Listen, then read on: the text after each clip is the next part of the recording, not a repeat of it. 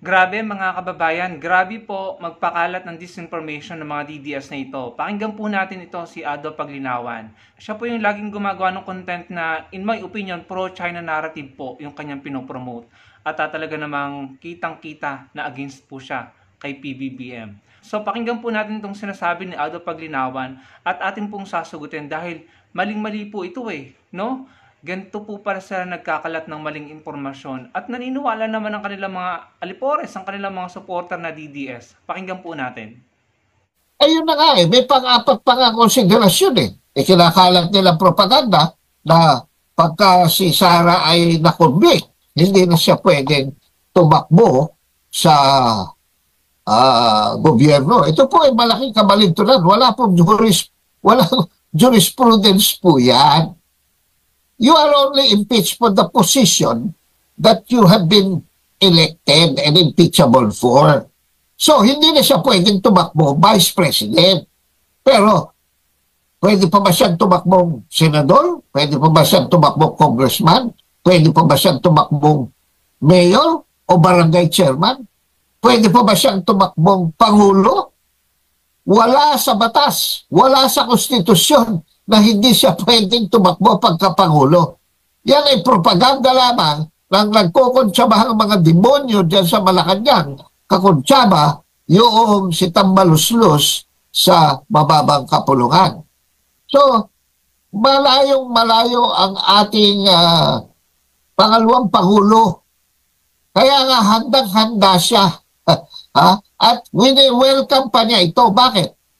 Dahil dito, sa impeachment trial na ito, sa pagdinig, sa mga hearing at session, mabubulgar lahat ang kabahuan ng Pangulong Marcos Jr. Isasambulat niya. Ang sabi nga niya, it will be a bloodbath. At ang momentum, kung titignan ninyo, ang momentum sa survey, ang momentum sa eleksyon, wala, hindi hawak ni Bongbong Marcos ang the present situation. Wala sa kanya ang momentum ng public opinion. Lahat na kay Tatay Digong, lahat na kay Sara Duterte. Kaya ito ay welcome because meron na ngayon nagpaplano na pagpasok ng 20th Congress ay sasampahan sa 20th Congress ng mga dati nang nag-impeach kay Comelec Chairman Andres at kung sino-sino pa involved din sa mga impeachment ni Erat, nagkakaisa na sila. At ngayon pa man, as we speak, they are already ready the impeachment complaint against the President himself. For I think, sa huling meeting na na-attendnan ko, ay siyam na impeachable offenses na kasukdulan. Okay, i-address po muna natin yung sinasabi niya, no? So basically, sinasabi niya na si VP Sara daw po kapag na-convict sa impeachment trial sa Senate or na-impeach completely, no? Pwede pa raw pong tumakbo sa public office. Yun po yung sinasabi niya, no? Mali po yun. Dahil ang sinasabi po ng Constitution, eto po, Philippine Constitution, Article 11, Section 3, Number 7. Ang sabi dyan, judgment in cases of impeachment shall not extend further than removal from office and disqualification to hold any office under the Republic of the Philippines. Ayan, maliwanag mga kababayan. Philippine Constitution, 1987 Constitution, Article 11, Section 3, Number 7. Pwede nyo pong basahin, ipa-flash ko po sa screen. So mali po yung sinabi ni Ado Paglinawan. Grabe naman, nagkakalat kayo ng disinformation at pinapaniwala nyo yung mga DDS. Kayo yung nagkakalat ng maling propaganda. Sinabi ni Ado Paglinawan, propaganda daw. Propaganda daw yung kinakalat na kapag na-impeach si VP Sara completely ay hindi na ito pwedeng tumakbo sa public office. Mali daw po yun, propaganda daw po yun. Pwede daw pong tumakbo sa iba't ibang pang posisyon or sa pagka-presidente si VP Sara. Mali yun. No? Isipin natin mga kababayan, simula po nung naitatag ang 1987 Constitution, kahit po hindi ma-impeach ang vice presidente or ang presidente, hindi na po sila pwedeng tumakbo sa the same position. May naaalala po ba kayo from 1987 na presidente or vice-presidente na nagkaroon ng ikalawang term na tumakbo sa pangalawang termino sa pagka-presidente or vice-presidente? Wala po. Ang naalala ko lamang po ay si GMA, si Gloria Macapagal Arroyo. Pero in her case naman po kasi, hindi po siya inelect ng tao. Pinaltan po niya si Erap Estrada kasi si Erap po nag-walk out, hindi na impeach si Erap pa, nag-resign siya, no? Umalis siya, bumaba siya sa pagkapangulo, so automatically ang papalit ay yung vice-presidente. So kaya nakatakbo ulit si Gloria bilang presidente kahit naging presidente na siya, I think 4 years yata or 3 years. Kaya siya nakatakbo ulit kasi hindi naman siya inelect, hindi siya nanalong presidente nung eleksyon, no?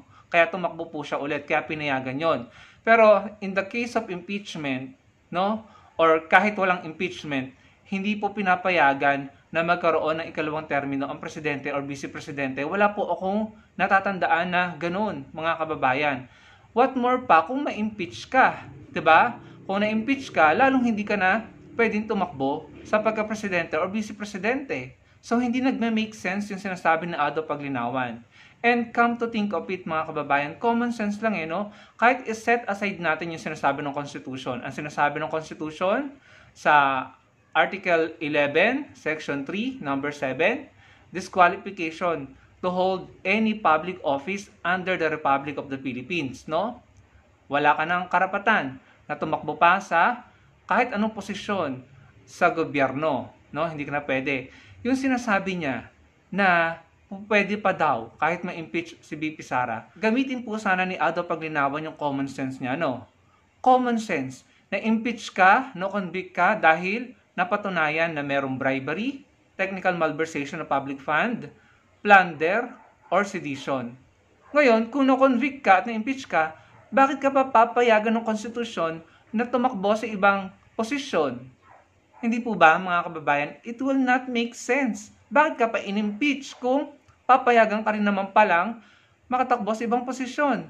Na-impeach ka, na-convict ka dahil napatunayan yung mga sala mo, plunder, bribery, sedition, technical malversation, betrayal of public trust, tapos na-impeach ka, na-convict ka, and then papayagan ka ulit tumakbo sa kahit anong posisyon?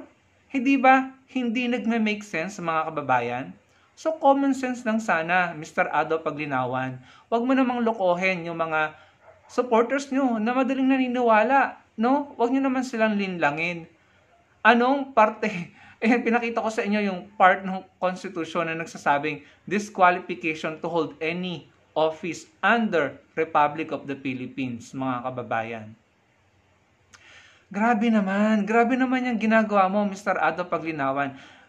Grabe, pinapalampas ka na nga sa mga pinopromote mo, mga pro-China narrative. Kinokontra mo yung polisiya ng sarili mong bansa, ng sarili mong pangulo, na para naman sa ating kapakanan, sa ating bansa. Tapos ngayon, gumagawa ka pa ng mga sarili mong, ewan ko kung saan mo nahukay yan, no? Hindi ko alam kung binabasa mo yung konstitusyon or inaalam mo yung tama at mali bago ka magsalita. Tapos ito tong taong ito talaga, si Ado Paglinawan, sobrang ang dami niyang pro-China narrative.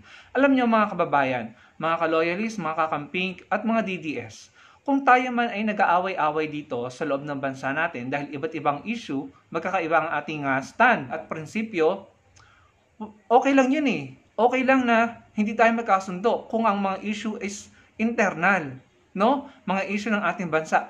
Pero pagdating sa external issue, soberanya, exclusive economic zone, teritoryo, West Philippine Sea, no? Sana man lang doon nagkakaisa tayo. Nagkakaisa ang mga kakamping at mga loyalista pagdating sa issue ng West Philippine Sea at teritoryo, iisang stand namin na kailangan nating protektahan yan at kailangan nating suportahan ang mga polisiya ng gobyerno ng Pangulo pagdating sa ating mga teritoryo sa West Philippine Sea.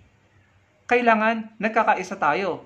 Ang naiiba, yung mga DDS. Just because iba yung gusto ng kanilang idol. So talagang ibang-iba po sila, no? Okay lang sana nagbabangayan tayo dito sa loob ng bansa natin kung ang issue is patungkol sa internal issues. Or magkakaiba tayo ng opinion pagdating sa pagtatanggol sa ating mga sinusuportahan. Okay lang yun eh, kung nagbabangayan tayo sa ganun eh. Pero pagdating sa West Philippine Sea, external issue, teritoryo, dapat nagkakaisa tayo. Nagkakaisa ang kakamping at loyalist, pero ang mga DDS humiwalay at nagtatanggol sila at nagkakalat ng mga pro-China narrative. Tapos, Mr. Ado Paglinawan, magkakalat ka ng ganyang impormasyon na wala naman sa konstitusyon, hindi naman sinasabi ng konstitusyon. Hindi po ba mga kababayan? Ewan ko kung gaano ka ng katagal journalist, no? Pero mali yan sinabi mo eh. At napatunayan ko, pinakita ko po sa inyo yung sinasabi ng konstitusyon, mga kababayan.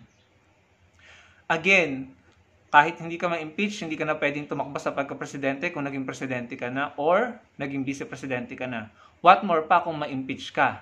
Hindi po ba? So, hindi nag-make sense yung sinasabi niya na hindi ka lang pwedeng tumakbo sa pagka-vice-presidente kapag na-impeach ka, pero pwede ka pang tumakbo sa ibang posisyon. It is not making sense dahil bakit ka pa in-impeach at bakit ka pa kinonvict, no? Kung after na mapatunayan sa impeachment trial sa Senate ay ginawa mo nga yung sinasabing plunder, bribery, sedition, betrayal of public trust, technical malversation, kung after mapatunayan sa impeachment trial, papayagan ka rin naman pala na tumakbo sa ibang posisyon. Para ano? Para gawin mo ulit yun? Para... Kasi kung papayagan ka, di ganun na magiging sistema. No? Ay, okay lang, may impeach ako sa pagka-vice-presidente. Tatakbo ulit ako bilang presidente. Pwede ko ulit gawin yan. No? Parang, di ba? Common sense. Hindi nagme-make sense yung sinasabi ni Ado Paglinawan. Ang tagal na po niya journalist, no? At sinasabi na political commentator. Bakit ganyan, mga kababayan? Niloloko mo ba yung mga supporter nyo, yung mga DDS? Pambihira naman. Meron pa siyang sinabi, no, narinig ko doon sa interview na yan. Sabi niya, invalid daw ang impeachment kay VP Sara kasi multiple impeachment complaint, no? So, hindi daw pinapayagan yun ng konstitusyon. Mali na naman. Pinapayagan ng multiple impeachment complaint, ang hindi pinapayagan, multiple impeachment proceedings. Yun po ang hindi pinapayagan. Ito, sinasabi sa konstitusyon, andyan po yung article and section. Basahin niyo po. Okay lang ang multiple impeachment complaint, pero isang impeachment proceeding lang per year. Hindi pwedeng multiple na gagawin mo sa isang opisyal. So, mali yung sinasabi niya. Huwag niyo namang lokohin ng mga supporter niyo. Ado Paglinawan, grabe. Ang tagal-tagal mo na. Alam ko, journalist siya eh. At alam ko, nakatanggap siya ng award from Chinese Embassy. Ito po, oh. Ayan, oh. Nakita ko. Tumanggap siya ng award sa Chinese Embassy. Medyo bata pa siya dun sa picture na yan. Pero grabe naman yung ginagawa niya, propaganda at pagpapakalat ng disinformation. Mali yan. Grabe. Tignan niyo to mga kababayan, isa sa mga post ni Ado Paglinawan, talaga namang pro-China eh. Sabi niya dito, ayan, binilugan ko. China is in complete control, tapos nagpapatrolya kayo dyan. Sir, high seas na po yan, at tayo ang pumapasok sa territorial sea ng China sa Baho de Masinloc or Scarborough Shoal. Anong preba mo na atin yan? Scarpio at ang 1734 Velarde map niya? Yan o, sinasabi ni Ado Paglinawan, China na daw ang may-ari, teritoryo na raw ng China, ang Baho de Masinloc or Scarborough Shoal. Grabe mga kababayan, ano? Ang lala nila. Sana man lang, kahit hindi kayo pabor kay PBBM, sana man lang yung bansa nyo yung suportahan nyo. Pambihira, exclusive economic zone natin yung Baho de Masinloc. Hindi yan teritoryo ng China. Nagtalaga po ang UNCLOS ng 12 nautical miles sa territorial water ng bawat bansa. Sobrang layo na po nan sa 12 nautical miles ng China.